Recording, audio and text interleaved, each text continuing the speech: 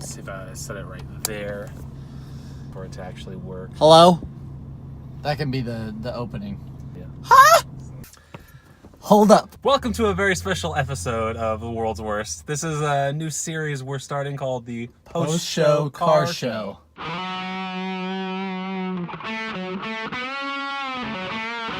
God, that is kind of blinding. I'm not going to stare at that unless I have to. We just watched Venom. Holy shit. Literally minutes ago. It was amazing. It was in my opinion. Very good. It wasn't perfect. No, it wasn't. But it was not bad either. Let me tell you, you're going to hear Venom is the worst movie. Like, I've already seen people saying, oh, there's bad, and then there's the worst movie you've seen, and then there's Venom. This is all hyperbole from, let me tell you, people that weren't at the movie. We were in there. This is opening night. This is the latest showing. Oh, yeah. But there was maybe 10, 15 people in there. So if you didn't go see it, I don't want to hear your opinion. Yeah. We went and saw it, so we're going to talk about it. I think, honestly, and that's all for another podcast where we can rail on people who just don't go to a movie and slander it. Yeah. But at the same time, it can be said here, having an opinion on a movie that you haven't seen and then just kind of using that opinion to bring down or keep people from going and see it, it's kind of a dick move because, I mean, many times, and I think everybody can relate to this, we've heard a movie sucked or a show sucked or a book sucked. Well, any form of entertainment sucked, and we've gone or we've experienced it and we enjoyed it. I think everybody goes through that. So Venom was no exception. I'd heard a lot of bad things about it, specifically from Spencer telling me about what he'd heard about it. But then I saw some of the stuff for myself. It was kind of a bummer, but going in and watching the movie was awesome. Tom Hardy did an excellent job, and that's kind of where I want to start. Yeah, I love Tom Hardy. Highlight. Oh yeah, his character was insanely well done. As Eddie Brock, he delivered exactly what you wanted out of his character. Now, in our last episode of the podcast that we recorded, I mentioned that I'm not like a super huge Venom fan or a super huge Marvel fan. I enjoy the superhero genre, and I can go into movies, shows with an open mind and enjoy the shit out of them. But I'm not like super deep into the lore or any of the backstory, so I hardly even knew. At my base, I knew that Eddie Brock was Venom, or in that Venom occupied Eddie Brock, and that was it. So that's how I went into this movie, and man, Tom Hardy delivered. Like exactly what I expected to see from the movie, from the relationship between Venom and Eddie Brock. It was fantastic. And from the other side of that coin is, I've known about Venom for a long time. I've seen all the iterations of Eddie Brock and all the different people that have worn the Venom symbiote. And for me, Eddie Brock he's always been, the original and, the true home of Venom. But for me, Eddie Brock never was really that interesting. His character, it was mostly driven by his connection to Spider-Man. And so to see it, to take Spider-Man away and to see exactly, how this guy operates as a normal human being and to see somebody explore it and how Tom Hardy he made me love Eddie Brock. Like the character, you fall in love with him. Whether or not you're falling in love with Tom Hardy or the character itself is up to you to decide. But either way, it's just a joy to watch him on screen. Oh yeah, and I think that was another thing is that anybody who knows just like baseline Venom knows that he's a terrifying character. Yes. He's very scary looking. But what I loved about what this movie did with him was they made him charming. They made him really enjoyable, like really likable character. Even though, we see him bite off, 3 heads. It's like at least two, possibly three. Possibly that third could have just been a whole person altogether. Yeah, I think he ate that man. Yeah. You see him do all of this violence and just absolutely destroy people, slaughter people. And you're still loving this character just because one part of it is Tom Hardy and the other part is just the character that they present Venom as, specifically the symbiote. Not just him and Tom Hardy linked or him and Eddie Brock linked, the symbiote himself. Now, if I do have one problem with the movie, it was Riot. Is that his? Okay, so I didn't get enough of Riot. That was my only problem. Yeah. I didn't like, and I'm one of those people where the villain or like the other end of the coin for a movie about conflict is as important as the one you're supporting or the one you're backing. I think that having a lot of support on a villain or a bad guy or a group of bad guys is really important as to, I guess, how invested you are as an audience or as a viewer to like wanting to see that person come down or be brought down. Because it's like, I don't know, we didn't get enough of Riot. I understood that they used, what was his name, the guy who led the facility? I can't remember. Carlton Drake. Carlton Drake. They used him kind of as a stand-in until Riot appeared, like on screen as the symbiote humanoid version, I guess, is what you could call it. Yeah. They used him as a stand-in, but like their characters and their drives were completely different. So I don't know. Yeah. Both of them were very much throwaway villains. Yeah. Like they were trying, exactly what you said. They were trying to use Drake as a building the character of Riot. So when Riot stepped in, you had that backstory without actually getting it. But neither one of them was very interesting or just, I don't know, really planted in reality. Their goal wasn't very finite. It was just, we're going to destroy this planet because.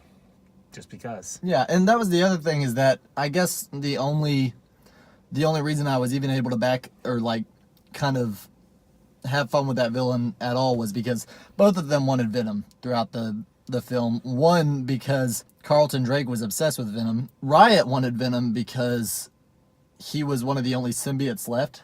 Yeah. That had survived the crash or I guess, did they get kidnapped from that comet?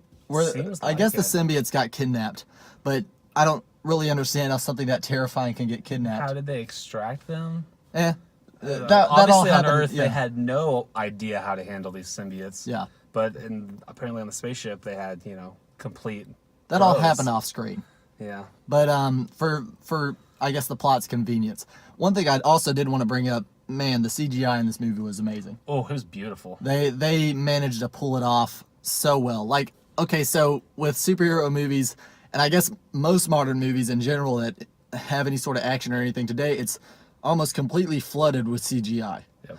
Kind of making the discern between what's good and what's bad is how well it flows with the real world imagery on camera or what is actually there on screen, how well it meshes, and just kind of how well it flows on screen as itself.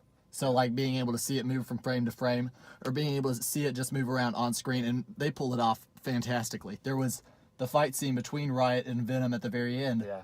That was really what impressed me, honestly. Getting to see just two symbiotes animated so well that, and I mean, I guess if you really wanted to say something bad about it, it was almost hard to follow, but I think that was good. That was kind of what they were going for. They're all amorphous beings, so they're supposed to flow. So them going at it, flowing into each other just makes sense. Yeah, and it was really well done. The CGI in this movie was obviously a huge focus in the production because they made it good. Yeah, for you're dealing with a character that is almost entirely CGI, so if you're going to commit to that, you have to make it look good. And they kind of it helped them that most of the scenes were dark, as Venom is dark itself. But I think they knocked it out of the park. Oh yeah, yeah, that's fine.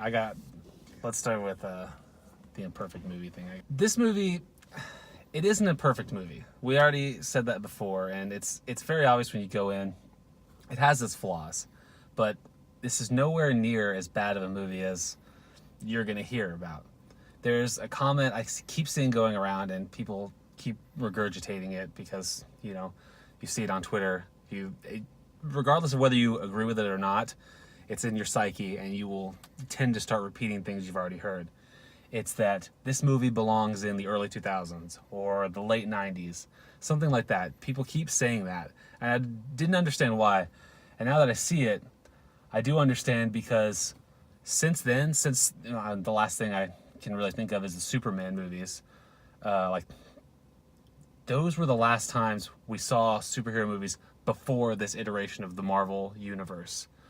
And all of these Marvel movies, there are a lot of them that are really great, there are a lot of them that are okay, but they all are the same style of movie because it's all in the same universe. So what everyone is familiar with is this Marvel, this MCU universe. There's a way, and I think I get what you're saying. The way that you go into a Marvel movie now expecting a setup that you've already seen 10 times over now. Yes. You have you've already got it ingrained. You're like, I have no idea what the story or plot specifically is going to be of this movie other than what I've seen in the trailer. But I know how it's going to be framed up. I know how it's going to play out. once I'm introduced to the plot points, I can almost pinpoint where they're going to come up and where this stuff is going to happen. Yeah. And okay, here's a you've all purchased Band-Aids before. You all say you cut yourself, I need a Band-Aid. I need to go to the store for a Band-Aid. But Band-Aid is a brand of bandage. So Band-Aid just becomes the name for this thing that you need because you're so exposed to it. Now, you say comic book movie, what you're thinking of is the MCU because it's become so spread out. You're thinking of that. So when you go in, you're expecting that formula that you've seen, and you're expecting it to do something new playing off that same formula. So when you see something like this, or something like the X-Men movies, which do get, regardless of how good they are, they do get that, well, this is just kind of different because it's not part of that same formula, because they're not, and what everyone wants is for it to be sucked into the MCU. But, you know, that's why people see this movie and go, I don't really understand, like, it doesn't feel like it belongs in this, it feels like it belongs in the early 2000s, because it feels different, because you're so used to all of these other movies. They've completely encircled you. So it just feels like, I don't know what to do with this movie. I guess it's bad. I don't understand why it feels different. And I think another thing is, we talked about it in our last episode on the podcast, saying like, give this movie a chance because it's a one-off. It's like, we live right now in the entertainment world, we live in just a sea of rehashes and bringing stuff back that we've already seen presented numerous times. The Spider-Verse coming, which is another Spider-Man movie. Now, it looks promising. I'm definitely excited for it, but it's another Spider-Man movie. I never thought, it's like you posted on Instagram, I never thought I'd see a Venom movie, ever, until I heard about it. And I mean, it was good. It was legitimate entertainment. It was fun to watch. It had an engaging story. It had a great cast that really fit their roles.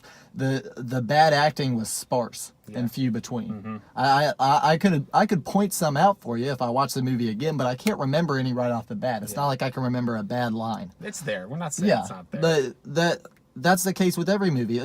We've said it before. You can find a problem with Saving Private Ryan or what is it, The Great Gatsby. You could find flaws in these great clips or these great movies that won all these awards and are revered as great films of our time, but you're going to find something wrong with them if you really look hard enough. And Venom was a good movie. It was fun to watch, at least in our opinion. Yeah. That's our opinion, which is worth shit. We're talking about opinions here. And what you like and what you may not like is going to be completely different from the person sitting next to you in the movie theater.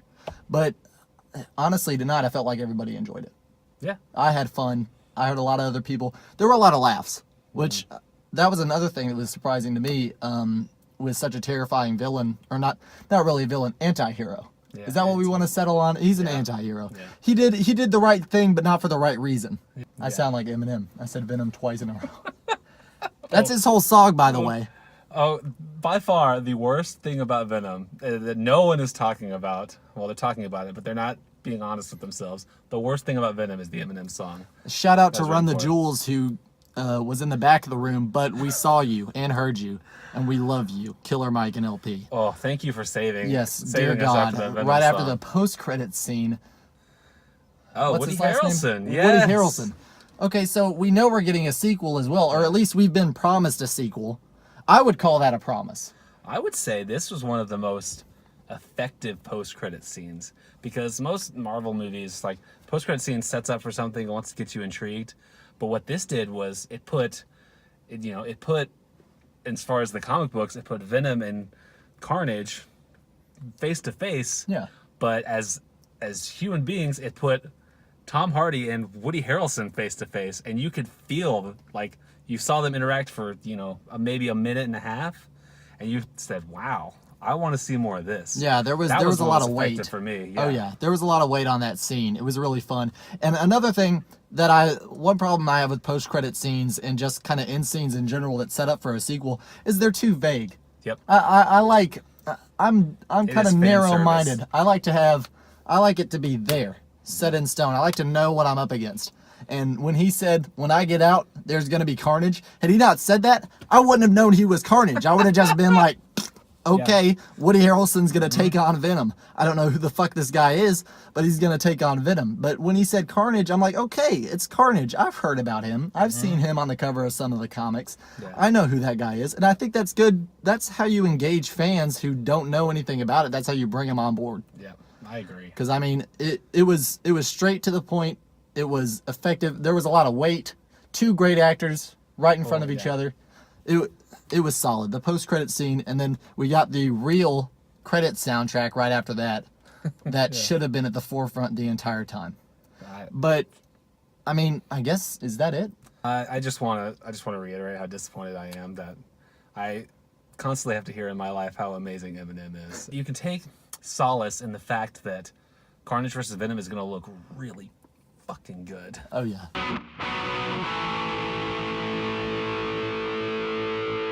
Venom!